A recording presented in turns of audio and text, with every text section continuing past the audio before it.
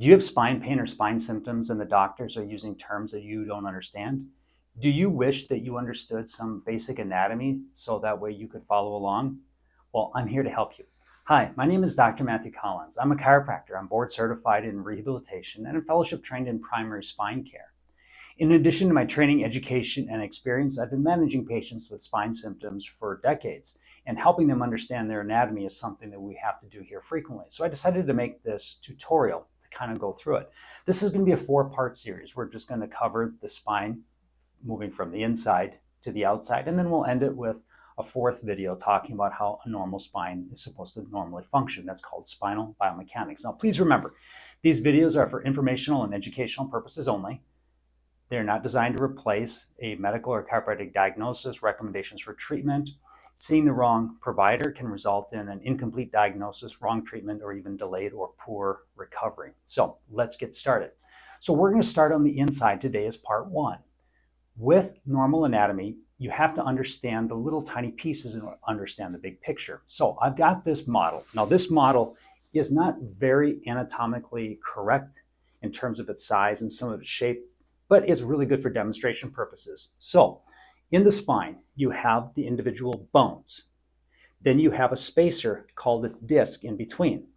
The spine is designed to encase the spinal cord going through it and protect it before the roots come out. So this right here is the spinal cord, and then these are examples of the roots coming out. This bone right here is called the vertebral body.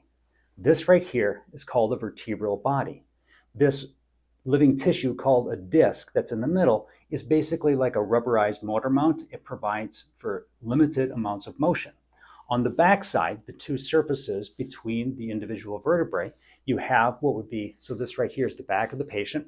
This right here would be the patient's left side and right side. So you've got a joint. So this surface meets with this surface meets with that surface, and there's a joint, and that joint is covered in cartilage. So the basic anatomy is vertebral bone, disc, vertebral bone, joint on the right, joint on the left.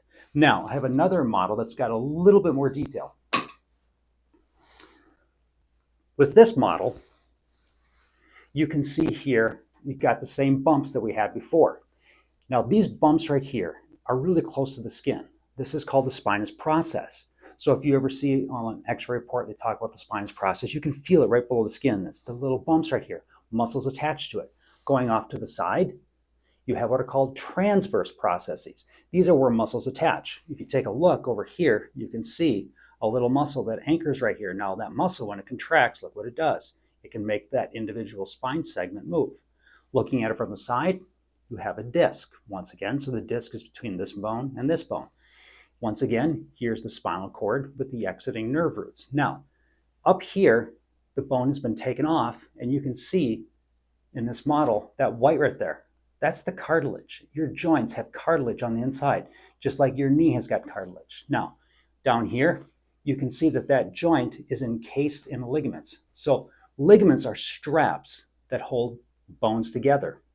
And these ligaments that are right here extend all the way around, and all these bones are held together. In fact, you can see more ligaments right over here, and the ligaments are yellow. On this side, this big red thing, that's a joint that's irritated, injured, and or inflamed. We'll get to that later. There's other videos on that, so don't worry about that. In a healthy one, this should be yellow. Last but not least, you see those little tiny yellow lines right there? Those are nerves going into that joint.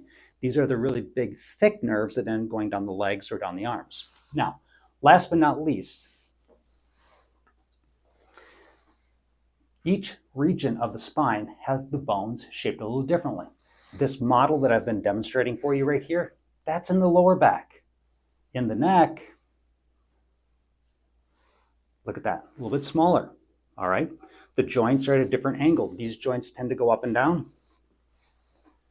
These joints are at a 45-degree angle. You can kind of see them right there. Same thing, you can see ligaments, and then there's the empty hole right here where there's space for the spinal cord to go through, and then you've got these channels right here. That's where the nerve roots get to exit out. So, basic spine anatomy is you have a vertebral bone, you've got a disc, you've got ligaments that hold it together, you've got connective tissue called ligaments, connective tissue called the disc is in between the bones, you've got all these little bumps that are on these bones, these are anchoring points for muscles, So that's just a quick overview of the spine anatomy. I hope you found this helpful. You have a lot of videos that you can pick from. I'm honored that you chose this one. And until we meet again, have a blessed day.